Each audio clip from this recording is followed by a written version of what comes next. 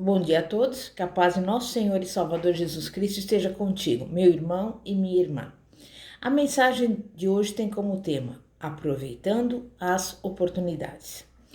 Para recebermos as bênçãos de Deus em nossa vida, o primeiro passo é aproveitarmos da melhor maneira possível as oportunidades que nos são oferecidas, pois elas não aparecem em todos os momentos. Por exemplo, Jacó aproveitou a oportunidade e foi abençoado com a primogenitura. Jacó, como sabemos, era oportunista e soube esperar o momento certo para obter vantagem sobre o seu irmão Esaú e sobre o seu sogro Labão. Jacó acabara de preparar a sua refeição e naquele momento chegou Esaú faminto. Jacó, aproveitando a oportunidade, negociou: eu lhe darei dessa comida que preparei, se você me der em troca a sua primogenitura. Esaú, com fome, nem parou para refletir. Em troca de um prato de lentilhas, transferiu para o seu irmão o direito de primogenitura, que na época era um status muito importante na família. Por meio das suas atitudes, Esaú demonstrou ter o caráter de quem vivencia o momento e não quer saber do amanhã. Ele tipifica a pessoa que não leva em conta sua escala de valores quando toma decisões, que não sabe discernir o que é mais e o que é menos importante e que nivela tudo por baixo. Mas Jacó soube valorizar o direito de primogenitura e aproveitou o momento de fragilidade do seu irmão para agir com sagacidade e ficar com a bênção que por direito seria de Esaú. Por isso Jacó passou a ser o primeiro patriarca da nação de Israel e até hoje o seu nome é respeitado. Isaías também aproveitou a oportunidade e tornou-se o profeta messiânico. Em Isaías 6,8, Deus fez uma pergunta genérica: a quem enviarei e quem há de ir por nós? Isaías respondeu: eis-me aqui, envia-me a mim. Então Deus incumbiu Isaías da sua nobre missão de anunciar ao povo a vinda do Messias. Isaías aproveitou a oportunidade concedida pelo Senhor e tornou-se o maior profeta messiânico da Bíblia. Davi aproveitou a oportunidade e venceu o gigante Golias. Em 1 Samuel 17, vemos que Davi, o futuro rei de Israel, perguntou: que farão aquele homem que ferirá este filisteu e tirar a afronta de sobre Israel? Então lhe disseram: o rei isentará toda a sua família de impostos, concederá riquezas e dará a sua filha em casamento. Ao tomar conhecimento da recompensa, Davi se dispôs a correr riscos e enfrentar o gigante Golias. Muitas vezes, aproveitar oportunidades significa correr riscos. Isso não quer dizer correr riscos desnecessariamente, agindo de maneira impensada, perigosa ou utópica. Paulo aproveitou a oportunidade e tornou-se o apóstolo dos gentios. O apóstolo Paulo faz uma declaração interessante em 1 Coríntios 15:10. Mas pela graça de Deus sou o que sou, e sua graça para comigo não foi vã. Antes trabalhei muito mais do que todos eles. Todavia, não eu, mas a graça de Deus que está comigo. Paulo afirmou que só se tornou o que ele era por permissão de Deus. Ele trabalhou mais do que outras pessoas para não desperdiçar nenhuma das oportunidades concedidas por Deus. E isto só foi possível porque o Senhor estava com Paulo. Vamos ver um exemplo que mostra como não aproveitar as oportunidades concedidas por Deus.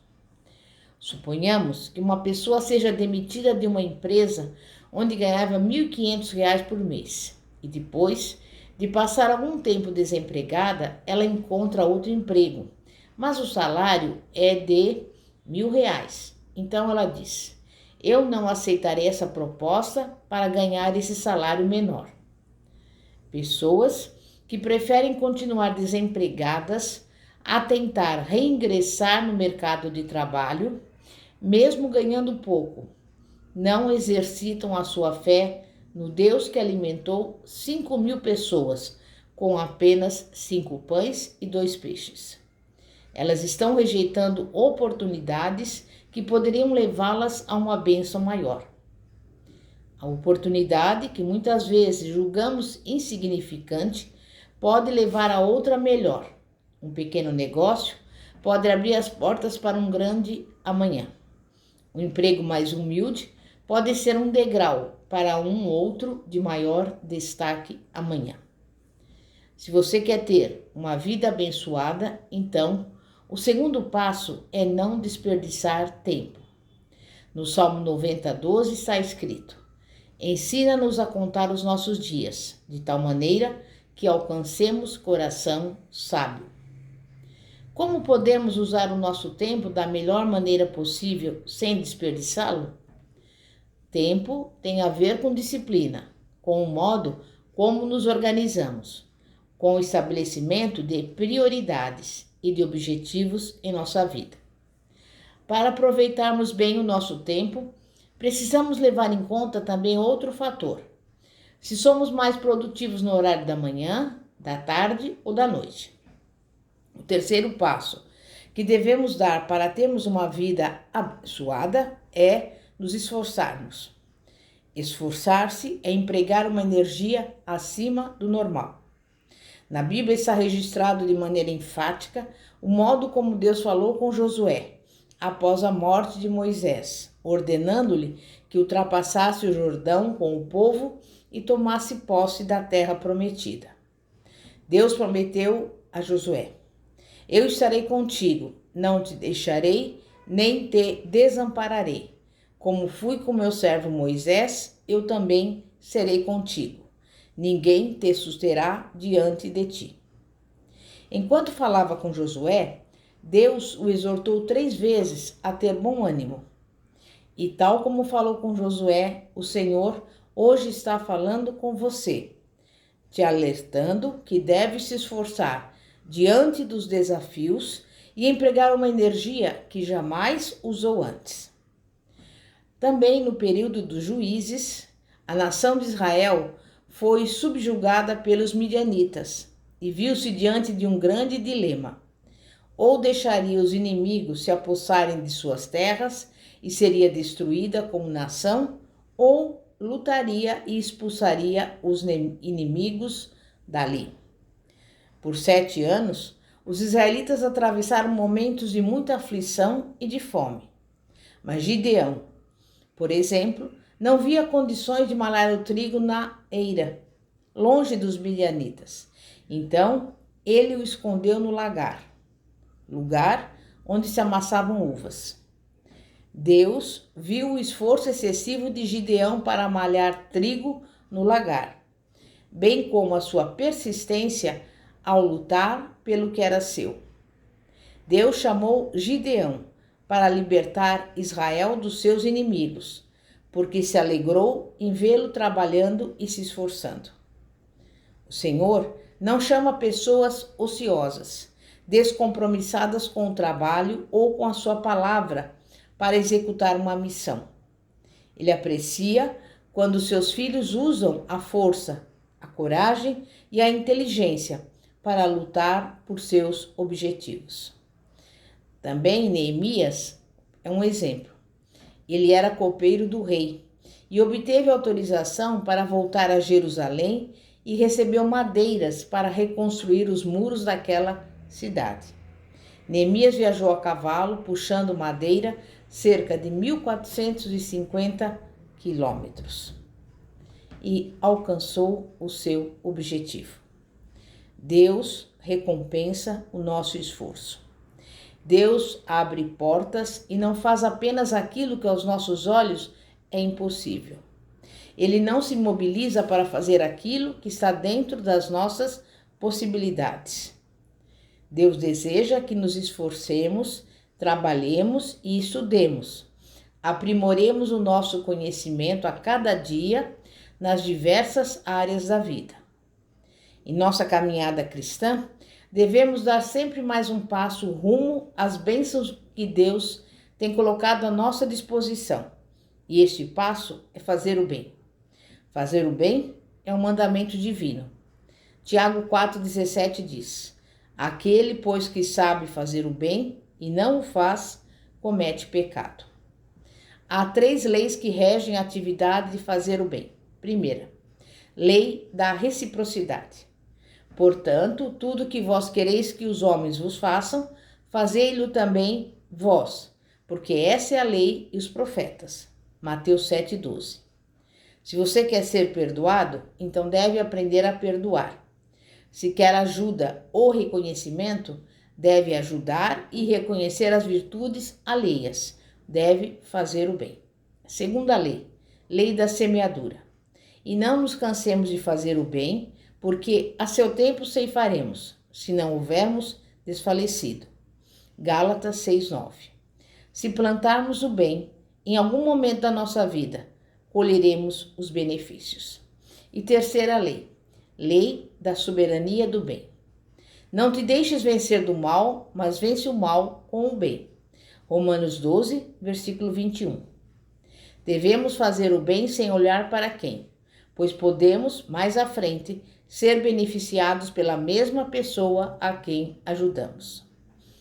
A Bíblia nos exorta a conhecer e a prosseguir em conhecer o Senhor. Oséias 6,3. Para isso, precisamos orar, ler a palavra de Deus e meditar sobre ela.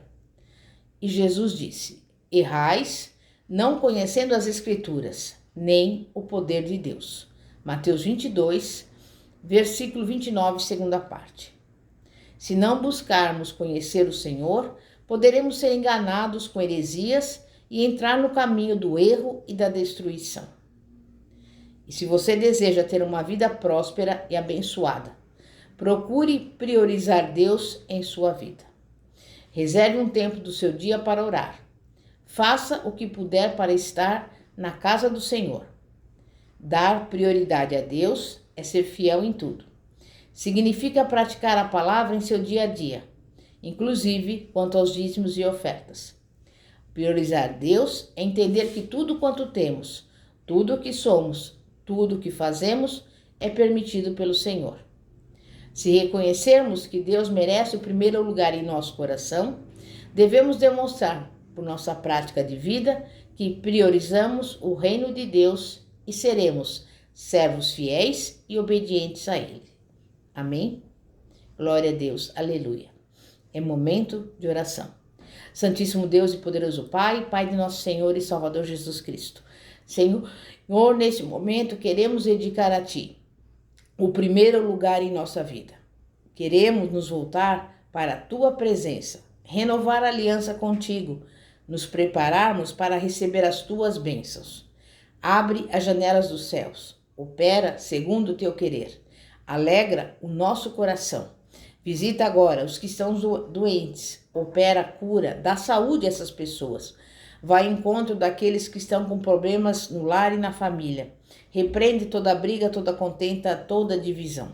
Mas coloca em cada lar o amor, a paz, a alegria. Em nome de Jesus, entra com providência nesta vida que está passando por necessidades, por fome. Envia a provisão. Em nome de Jesus, entra com tudo aquilo que for necessário, porque é a Tua palavra que nos assegura. Tudo que nós pedimos em oração crendo, receberemos.